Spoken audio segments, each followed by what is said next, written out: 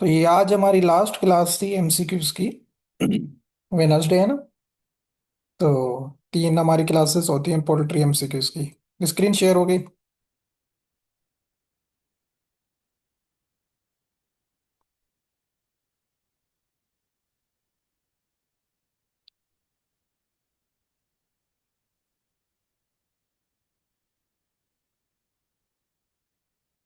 Okay. तो यहाँ तक हमने एमसीक्यूज किए थे 140 तक कल वाली क्लास में। 141 क्वेश्चन क्या है कि विच vaccine created by reducing the virulence of pathogen is called. यह भी हमने वहां पे थ्योरी की क्लासेस में कंसाइज मटेरियल में से पढ़ा था। तीन टाइप्स की वैक्सीन हमने पढ़ी थी, लाइव वैक्सीन, किल्ड वैक्सीन, और तीसरी होती है एटीन्यूएटेड वैक्सीन, जिसको रिड्यूस वैक्सीन भी कहा जाता है या डिक्रीज वैक्सीन। इसमें क्या होता है कि जो पैथोजन जिससे वैक्सीन बनाई जाती है, जिस काजेटिव एजेंट से, उसकी पैथोजेनिसिटी या वायरुलेंस को रिड्यूस किया जाता है। ना वो ज्यादा जिंदा होता है ना वो किल्ड होता है, बट उसकी जो लेवल ऑफ पैथोजन होती है उसको रिड्यूस किया जाता है, और इस वैक्सीन टाइप को कहा जाता है एटीन्यूएटेड वैक्सीन। ठीक है, तो ये भी हमने पढ़ा था। ये मैंने एक क्वेश्चन निकाला था ताकि हो सकता है, बाकी लाइव और किल्ड से तो वो स्टेटमेंट में जो है ना शो हो जाएगा। अगर कोई वहां से क्वेश्चन निकलेगा तो वो वहां से नहीं निकलेगा, यहाँ से इस टाइप से क्वेश्चन आ सकता है, तो इसलिए मैंने ये क्वेश्चन निकाला था। 142 क्वेश्चन क्या है कि in ovo vaccination vaccine is administered into, कहाँ पे वैक्सीन एडमिनिस्ट्रेट की जाती है ओवो वैक्सीन में। तो आपको कुछ रूट्स भी बताए थे। तो ओवो में आपने याद रखना है, जो एम्ब्रियो है उसमें वैक्सीन लगाई जाती है ओवो टाइप ऑफ वैक्सीनेशन में। ये आपने याद रखना है। ओवो वैक्सीनेशन कहाँ पे लगाई जाती है, एडमिनिस्ट्रेशन की जाती है एम्ब्रियो में की जाती है। ये आपने याद रखना है। ये अच्छा एमसीक्यू है वैसे, एग्जाम पॉइंट ऑफ व्यू से। 143 क्वेश्चन क्या है कि an ocular vaccination vaccine is administered into, ocular type में कहाँ पे वैक्सीन है जो है ना एडमिनिस्ट्रेट की जाती है, तो ये भी आपको बताया हुआ है। तो यहाँ पे आपने याद रखना है, ये एडमिनिस्ट्रेट की जाती है आईज में। तो ये दो रूट्स वेरी इंपॉर्टेंट होते हैं पोल्ट्री में, इनसे क्वेश्चन आ सकता है।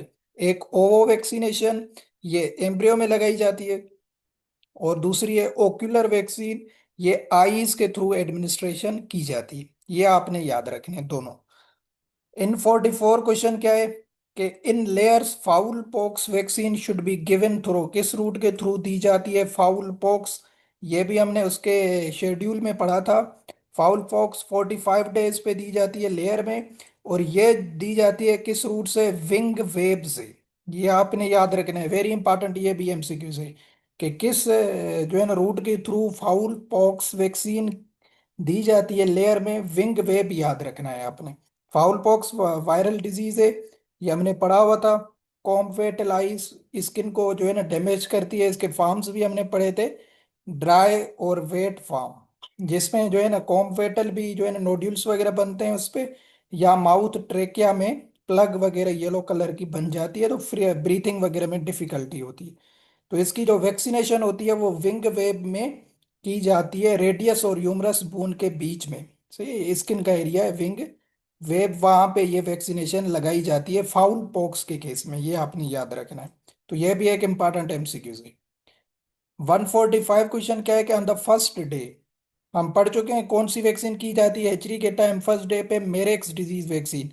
ये आपने को एक और रिवीजन भी हो गई इसकी। तो इसकी वैक्सीनेशन किस रूट के थ्रू दी जाती है, ये वेरी इंपॉर्टेंट एमसीक्यूज है, ये आपने याद रखना है, मैंने थ्योरी में भी आपको बताया था। तो ये दी जाती है सब कट रूट के थ्रू। मेरेक्स डिजीज की जो वैक्सीन की जाती है लेयर में फर्स्ट डे पे, ये सब कट के थ्रू दी जाती है। ये आपने याद रखना है, ये अच्छा एमसीक्यूज है। 146 क्वेश्चन क्या है कि खाकी कंपेल जो है ये किसकी ब्रीड है।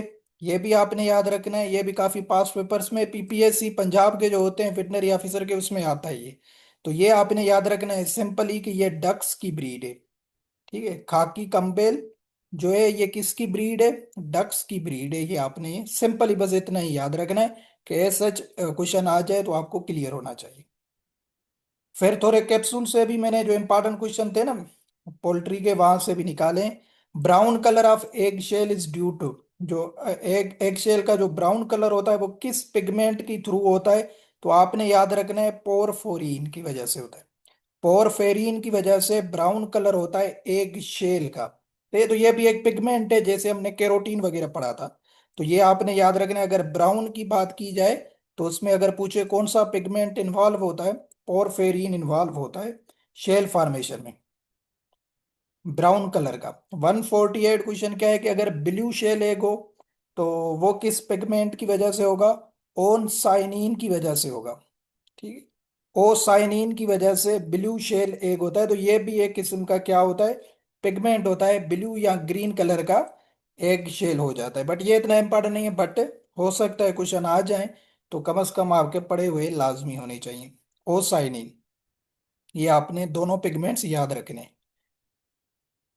149 क्वेश्चन क्या है कि the moisture content of litre material should not less than dash percentage and should not exceed more than dash. तो आपने याद रखना है, ये दो पार्ट्स में क्वेश्चन है, एक पार्ट से भी क्वेश्चन आ सकता है, किसी भी का भी पूछ सकते हैं कि कितना कम से कम मिनिमम होना चाहिए मॉइस्चर। तो आपने याद रखना है 18 से कम नहीं होना चाहिए और 24 से ज्यादा नहीं होना चाहिए।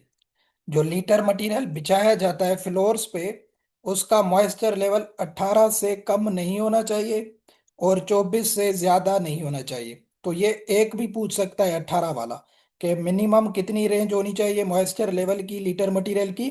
तो ये पोल्ट्री हाउस में रखा जाता है और वहां पे आप देखेंगे जो जिसे रीडिंग ली जाती है वहां पे मेंशन होता है। तो 18 से कम नहीं होना चाहिए और 24 से ज्यादा नहीं होना चाहिए मॉइस्चर लेवल। तो ये भी एक किस्म का एमसीक्यूज है, अच्छा एमसीक्यूज है। ठीक है, पोल्ट्री के हवाले से मॉइस्चर लेवल 18 से should not less than 18% and should not exceed more than 24%। ठीक है, तो ये ए ऑप्शन इसका करेक्ट होगा। उसके बाद क्या है कि orientation of poultry house should be, किस डायरेक्शन में ओरिएंटेशन होनी चाहिए, पोल्ट्री की जो पोल्ट्री हाउस बनाया जाता है उसकी डायरेक्शन क्या होनी चाहिए। यह भी एक एमसीक्यूज आपने याद रखना है, ईस्ट टू वेस्ट डायरेक्शन में होना चाहिए। सही है? तो ये जैसे मैंने वर्ड में पे आपको दिखाता भी हूँ, ये ईस्ट है और ये वेस्ट है, इस डायरेक्शन में पोल्ट्री हाउस को बिल्ड किया जाता है। सही है, तो ये ओरिएंटेशन से जब भी क्वेश्चन आ जाए उसकी पोल्ट्री हाउस से, तो आपने याद रखना है ईस्ट टू वेस्ट डायरेक्शन में इसकी ओरिएंटेशन हाउस की होनी चाहिए।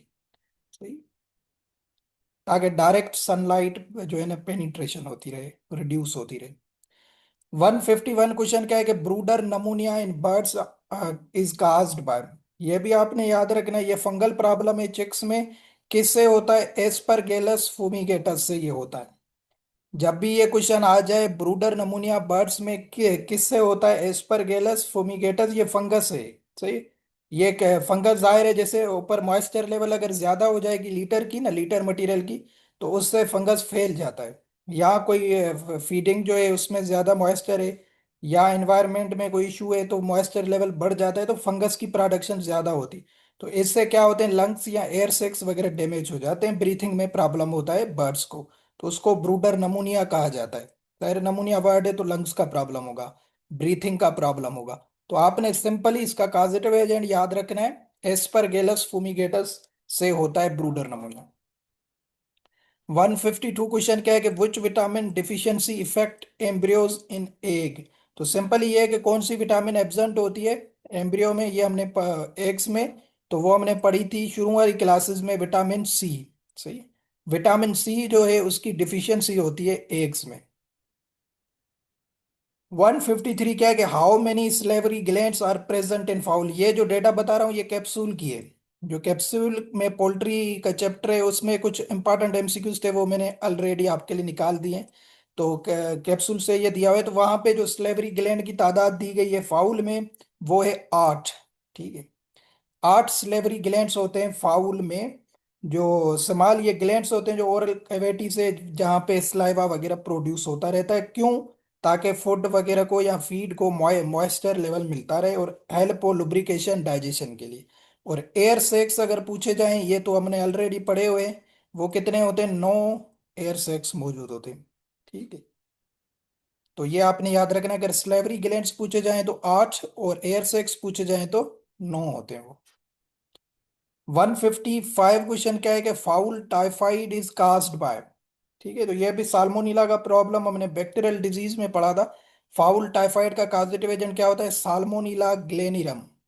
साल्मोनीला ग्लेनेरम होता है। और साल्मोनीला प्लोरम तो साल्मोनीला प्लोरम बेसिलरी व्हाइट डायरिया जो होते हैं, प्लोरम डिजीज का काजेटिव एजेंट है। और साल्मोनीला टेम्फमेरियम होता है पेरा टाइफाइड का। किसका? साल्मोनीला पेरा टाइफाइड। बस ये टाइफाइड वाले से क्वेश्चन आ सकता है। ठीक है, तो ये आपने याद रखना है। फाउल टाइफाइड किससे होता है? साल्मोनीला ग्लेनेरम से होता है। 155 क्वेश्चन क्या है कि incubation period of guinea fowl. Guinea fowl का इंक्यूबेशन पीरियड, ये उस टेबल में हमने नहीं पढ़ा था शायद, तो इसका आपने याद रखना है। इसका भी होता है 28 दिन। कितना होता है गनिया फाउल का इंक्यूबेशन पीरियड? ये भी फाउल का है, किस में? बर्ड्स का। तो गनिया फाउल का भी आपने याद रखना है, 28 दिन इंक्यूबेशन पीरियड होता है। सही। तो ये भी एमसीक्यू से एक्स्ट्रा आपको दे रहा हूं, जो हमने शायद पहले डिस्कस नहीं किया। 156 क्वेश्चन क्या है कि how unit is use to measure the quantity quality of किसकी करते हैं? ये भी हम थ्योरी वाली क्लास एनिमल रिफ्रेशर में ही पढ़े थे। जो हाउ यूनिट्स होते हैं ये अल्ब्यूमिन की क्वालिटी को मेजर करते हैं। अल्ब्यूमिन जो मौजूद होता है 58% एग में, उसकी क्वालिटी को देखने के लिए ये यूनिट्स यूज किए जाते हैं, जिसको कहा जाता है हाउ यूनिट्स। 157 क्वेश्चन क्या है कि which class of poultry breeds is use for dual purpose? कौन सा क्लास डुअल पर्पस के लिए यूज होता है? मतलब वो एग्स के लिए भी यूज होता है और मीट प्रोडक्शन के लिए भी यूज होता है। तो वो एक ही क्लास है, वो उसका नाम है अमेरिकन क्लास। ठीक है, अमेरिकन क्लास की जो ब्रीड्स होती हैं पोल्ट्री की, वो डुअल पर्पस होती हैं। मेडिटेरियन स्पेशली एग प्रोडक्शन के लिए यूज होती हैं। और इंग्लिश जो होती हैं ये मीट पर्पस के लिए यूज होती हैं। जो डुअल पर्पस के लिए हैं वो अमेरिकन ब्रीड्स होती है। ठीक है, तो ये भी एमसीक्यू से आपने याद रखना है। 158 which one of the following is the best method of sexing of chicks? इनमें बेस्ट मेथड कौन सा होता है? ये भी हम पढ़ चुके हैं। जो वेंट मेथड होता है या क्लोआका मेथड होता है, ये बेस्ट मेथड तस्लीम किया जाता है उनकी जेंडर को चेक करने के लिए। सही है। बाकी ये तीनों मेथड सारे यूज किए जाते हैं, बट इनमें से अगर बेस्ट पूछा जाए तो ये वेंट मेथड बेस्ट होता है। ठीक है। 159 क्वेश्चन क्या है कि क्रॉप इज एब्सेंट इन किस बर्ड्स में, क्रॉप या किस फाउल में क्रॉप एब्सेंट होता है?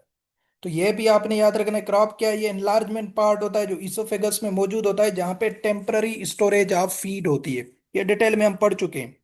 स्टमक का पार्ट नहीं है। जी, सी में डक में एब्सेंट होता है ये। ठीक है।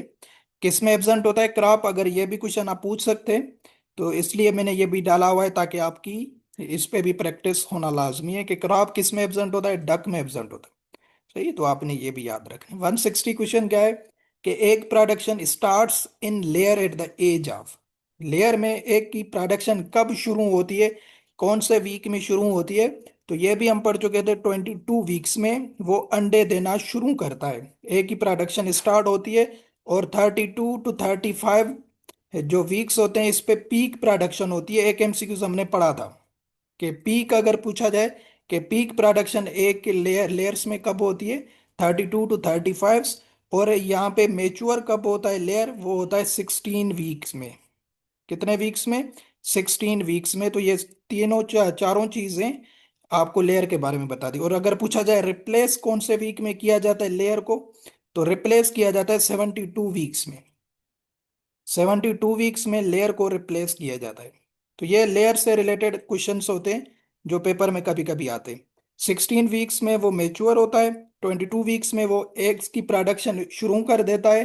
32 to 35 वीक्स पे वो पीक प्रोडक्शन होती है एग की। फिर 72 वीक्स में वो जो है ना रिप्लेस किया जाता है। 35 के बाद आहिस्ता आहिस्ता उसकी एग की प्रोडक्शन कम होती जाती है। 161 क्वेश्चन क्या है कि curl toe paralysis in birds is caused by the deficiency of कौन सी विटामिन की डिफिशियंसी से ये प्रॉब्लम होता है? ये वेरी इंपॉर्टेंट क्वेश्चन है। इसको दो नाम से मैं बताता हूँ आपको ताकि आपको दोनों ही याद रखने। कर्ल टोए पैरालिसिस बर्ड्स में होता है विटामिन B2 से। ठीक है। अगर विटामिन वो इसका अदर नेम यूज करे तो इसका अदर नेम भी आपको पता हो, इसको विटामिन B2 को कहा जाता है राइबोफ्लेविन। राइबोफ्लेविन जो है किसको कहा जाता है? विटामिन B को। तो ये आपने वर्ड याद रखना है। कभी कभी विटामिन B2 ना दे, ये राइबोफ्लेविन वर्ड यूज हो जाए, तो आपको क्लियर होना चाहिए। तो ये इंपॉर्टेंट क्वेश्चन है वैसे, कर्ल टोए पैरालिसिस। विटामिन से हमेशा एक दो क्वेश्चन आते हैं, जितनी भी हमने डिफिशियंसी पढ़ी है ना, उनसे क्वेश्चन आते हैं। तो वो मैं कोशिश करूंगा सारी विटामिन के एमसीक्यूज डाल दूंगा, आपको वो जो है ना प्रैक्टिस हो जाए। बट जो मेजर मेजर हैं वो आपने याद रखने।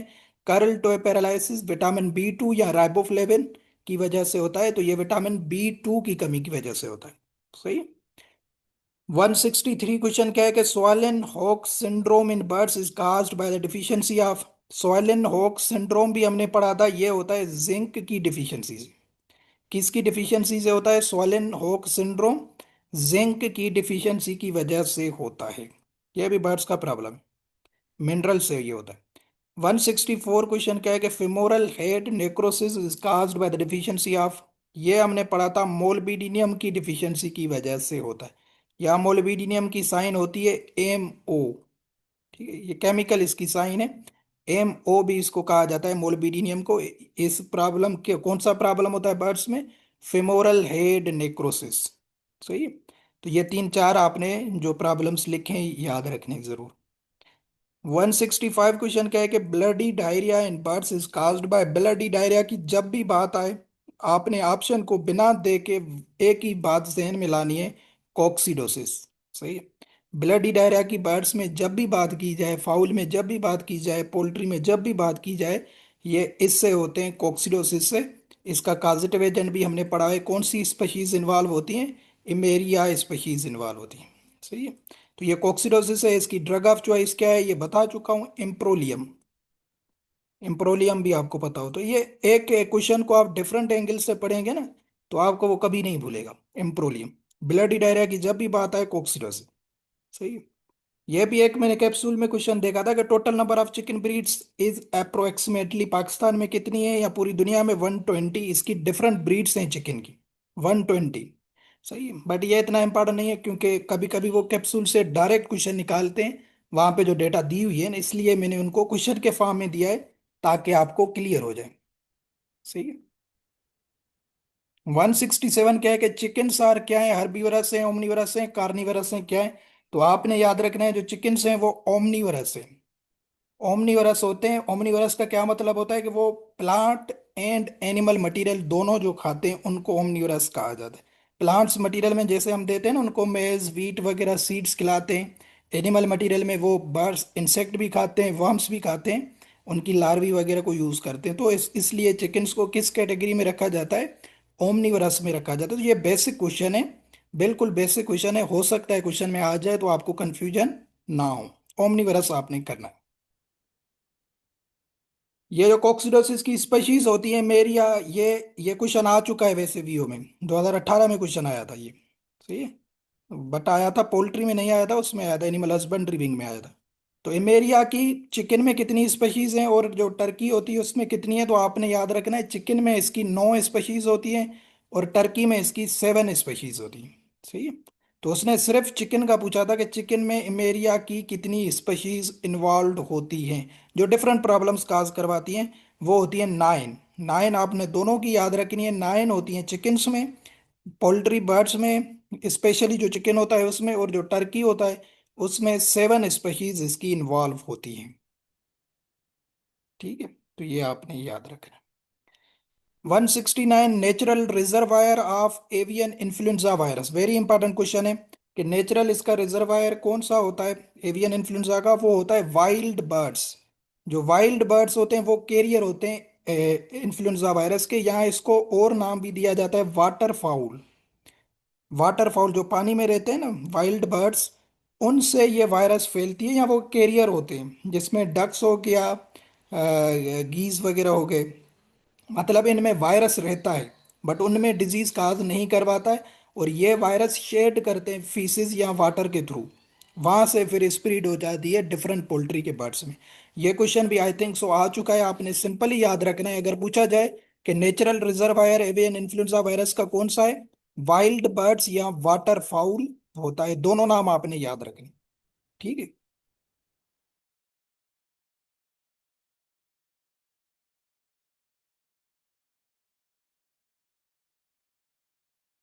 170 क्वेश्चन क्या है कि after salmonella infection the chances of dash dash infection increases. जब साल्मोनेला इन्फेक्शन होता है तो किस इन्फेक्शन के चांसेस ज्यादा हो जाते हैं? तो आपने याद रख, क्योंकि ये भी बैक्टीरिया प्रॉब्लम है ना, बैक्टीरिया प्रॉब्लम जब होता है तो वो सेकेंडरी में किसी और बैक्टीरिया के इन्फेक्शन के चांसेस भी ज्यादा करता है। तो ये इतना इंपॉर्टेंट क्वेश्चन नहीं है, बट क्लियर होना चाहिए कि साल्मोनेला के बाद क्लोस्ट्रीडियम जो इन्फेक्शन होता है उसके ज्यादा चांसेस होते हैं। साल्मोनेला इंटेस्टाइनल लाइनिंग को डैमेज करता है या इन्फ्लामेशन करवाता है। उसके बाद ये फेवरेबल पोजीशन होती है हार्मफुल बैक्टीरिया क्लोस्ट्रीडियम के लिए, ताकि वो वहाँ पे इजीली फिर दोबारा मल्टीप्लाई हो जाए, क्योंकि एनारोबिक कंडीशन होती है। सही है। तो ये भी अगर क्वेश्चन आ जाए तो कम से कम आपका पढ़ा हुआ होना लाजमी है। 171 ईपीडी स्टैंड्स फॉर, कभी कभी पोल्ट्री में ये इसके जो है ना आ जाते हैं एब्रीवेशंस, इसलिए ये भी डाला हुआ है। ये भी किसी वेटनरी की किताब में ही लिखा हुआ था पोल्ट्री के पोर्शन में। ईपीडी का क्या मतलब होता है? Expected product differential. ठीक है, और भी कुछ आपको एब्रीवेशंस पोल्ट्री से रिलेटेड बताऊंगा, वो हम क्वेश्चन फॉर्म में देखेंगे, क्योंकि आते हैं एक दो क्वेश्चन कभी कभी एब्रीवेशन से पोल्ट्री में आ जाते हैं। ईपीडी का क्या फुल फॉर्म होता है? Expected product differential. ठीक है। 172 क्वेश्चन क्या है कि which one of the following is called blind gut. Blind gut किससे कहा जाता है? ब्लाइंड गट कहा जाता है, आपने सिंपली याद रखना है, सीकम को, पोल्ट्री में। क्योंकि पोल्ट्री में टू सीकम होते हैं, पेयर में होते हैं, पाउच लाइक स्ट्रक्चर होती है। तो इसको ब्लाइंड गट कहा जाता है, मतलब एक जो होती है वो क्लोज, वेरी क्लोज इंड होती है इसकी सीकम की, और जो अदर होती है वो ओपन होती है इंटेस्टाइन में। तो उसको क्लोज या ब्लाइंड एंड कहा जाता है सीकम का, इसलिए इसको ब्लाइंड गट कहा जाता है। इंटेस्टाइन का पार्ट है। तो ये नाम सिंपल ही आपने याद रखना है, क्योंकि इसके दो सीका पेयर्ड में होते हैं। तो ब्लाइंड गट जब भी क्वेश्चन आ जाए, और ये इंपॉर्टेंट क्वेश्चन है, सही है, इसको भी मैं हाईलाइट कर रहा हूँ। ब्लाइंड गट कौन से पार्ट को कहा जाता है पोल्ट्री में? सीकम को कहा जाता है। ठीक। 173 unilateral paralysis in birds. Unilateral paralysis ये भी हमने पढ़ा था, कौन सी डिजीज में होता है? मेरेक्स डिजीज में यूनिलेटरल पैरालिसिस होती है। वायरस से होता है, जिसमें आपको बताया नर्व्स वगैरह डैमेज होती हैं, लिम्फाइड टिश्यूज डैमेज होते हैं। उससे क्या होता है? यूनिलेटरल पैरालिसिस हो जाता है, या तो वो एक लेग से या एक विंग से वो जो है ना पैरालाइज हो जाता है शुरू में, क्योंकि नर्व इन्वॉल्व होती हैं, सियाटिक नर्व, कल हमने क्वेश्चन पढ़े थे। तो वो इफेक्टेड हो जाती है, उनमें ट्यूमर वगैरह बन जाते हैं। उसको कहा जाता है यूनिलेटरल पैरालिसिस।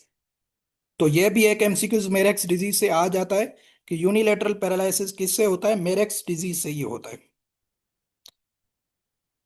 175 तक क्वेश्चंस करते हैं। Colour of egg yolk is affected by. Colour of egg yolk, ये इतना इंपॉर्टेंट क्वेश्चन नहीं है, बट फिर वही बात कि हमने एक एक चीज निकाली हुई है ताकि आपको कंफ्यूजन ना हो। जो एक योक का कलर होता है वो चेंज होता है हेन की डाइट के हवाले से। किससे वो इफेक्ट होता है? डाइट से होता है। जो कैसे वो जो है ना फीड वगैरह में अगर आपने डिफरेंट पिगमेंट्स खिला दिए, जैसे मेज वगैरह या ग्रीन लेफी वेजिटेबल्स, तो उससे हाई प्रोटीन लेवल हो जाती है, तो वो ये एग का योग का कलर चेंज हो जाता है। सही है। तो ये कौन इफेक्ट करता है इसको? डाइट इफेक्ट करती है जो आप हैन को खिलाते हैं। लास्ट क्वेश्चन आज का क्या है? 175 हेमरेजेस ऑन द शेंक। ये भी क्वेश्चन आपको बताया था थ्योरी की क्लास में या पैथोलॉजी में। शेंक का वर्ड जब भी आ जाए, ये लेग्स के ऊपर एक जगह होती है बर्ड्स में, एनाटॉमिकल पोजीशन है शेंक। वहां पे जब भी हेमरेजेस की बात आए तो आपने सिंपली याद रखना है ये किसकी बात हो रही है? एवियन इन्फ्लुएंजा की बात हो रही है। सही। तो फीट रीजन जो होती है, कोम्ब, ये सब शैंक्स, इन पे जो भी हेमरेजेस बनते हैं ये एवियन इन्फ्लुएंजा वायरस में बनते हैं। ठीक है। जो वायरस ब्लड वेजल्स वगैरह होती है उसको डैमेज कर देती है, तो वहां पे हेमरेजेस बनते हैं। तो ये आपने याद रखना है, ये भी एमसीक्यूज के हेमरे। यहाँ दूसरा हमने यहाँ पढ़ा था, cyanosis of comb and Vettel. ठीक है, वर्ड आपको याद आ रहा होगा, मैंने आपको बताया हुआ है। कोम्ब एंड वेटल की भी जब बात आए, उनकी भी ब्लूइश डिस्कलरेशन हो जाए, तो वो भी होता है एवियन इन्फ्लुएंजा में। और इसका नेचुरल रिजर्वायर कौन सा होता है? वाटर फाउल या वाइल्ड बर्ड्स। ठीक है। तो ये एवियन इन्फ्लुएंजा दे तीन चार क्वेश्चंस जो मैंने ऑलरेडी इस क्विज में निकाले हुए। क्लियर है यहाँ तक? बाकी 15 मिनट है तो वो हम पाकिस्तान अफेयर्स को डिस्कस करते हैं। यहाँ तक हमने 175 क्वेश्चंस कर लिए पोल्ट्री के।